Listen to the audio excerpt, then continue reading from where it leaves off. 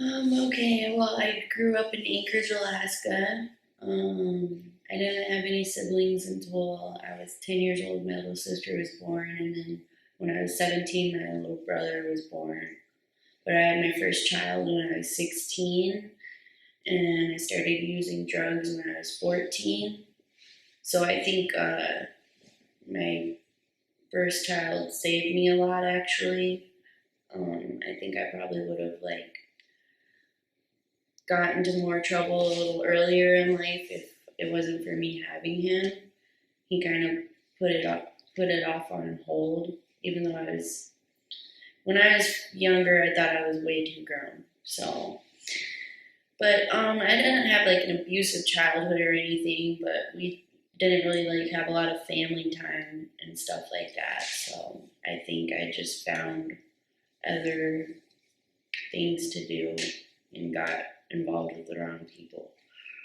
Um, and then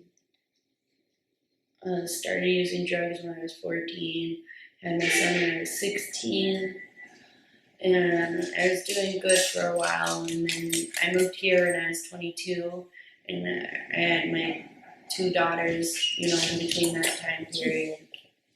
And then I started getting prescribed pain pills because I was having back problems. And when I didn't receive my pain pills anymore, that's when I started using heroin.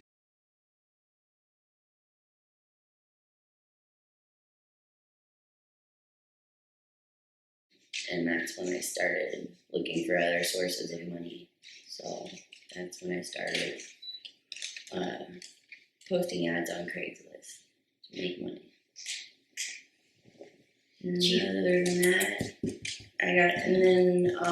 in December I got arrested for possession because I had a client over and he overdosed. So I had to call 911 because I panicked. I didn't know what to do.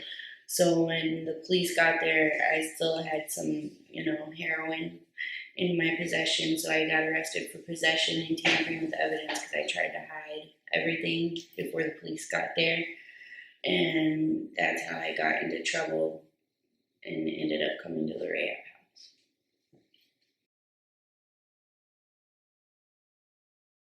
house. What initially got you caught up in the life? Initially, my drug use got me caught up in the life. I was addicted to heroin.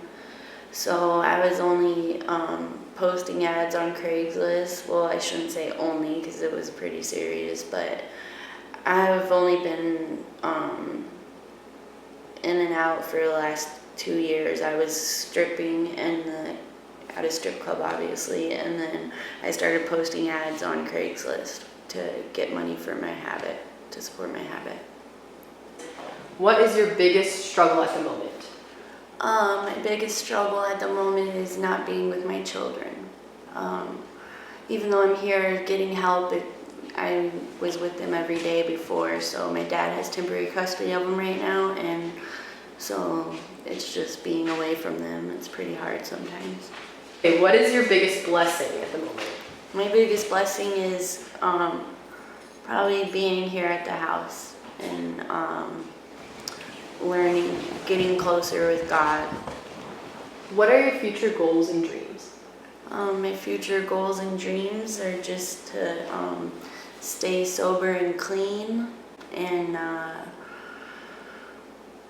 get my children back and provide them a loving, safe home environment. And go back to school. I want to work with children. Is there anything that you would like to say to empower young girls? Stay in school and be involved. And then for those girls that have entered into the life but are looking for a way out, what would you say to them? Don't be afraid to turn for help, because I ended up getting arrested, and before I got arrested I probably would have never sought any kind of treatment or help on my own. But as a result of me getting arrested, that's how I found the rehab house, and now I'm so grateful, that I was able to come here and get help. So I would say don't be afraid to turn to somebody for help, because it could be worth it. It will be worth it. What was the hardest part about transitioning? Probably honestly, because I was using heroin, I was numbing all my feelings and pain for so long. So probably honestly, feeling everything again and just coming back into reality and feeling my emotions and learning about myself, because I was just trying to avoid everything for so long, and I was trying to fill that void with all the wrong things for so long. So like coming back into reality and figuring myself out without drugs and sex was hard. What do you think the community needs to know about the life?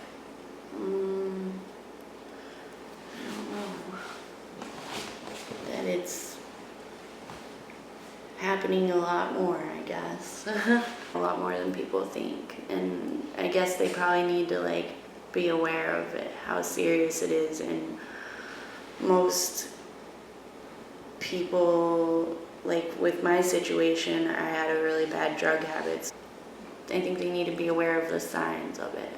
Like when I went to my probation officer, she was really surprised about the rehab house. Mm-hmm. So she asked my resident supervisor if there was any trainings that they could go to so they could get more aware of it. Yeah, that's a big thing too, is that when you're addicted to drugs, you don't really realize how much it's affecting other people around you.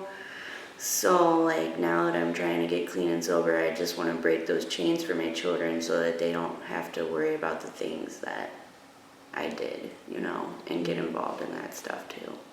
Mostly I just want to, when I do get them back, I want us to stay involved with church and, that kind of stuff, and do more things as a family. Forget-me-not.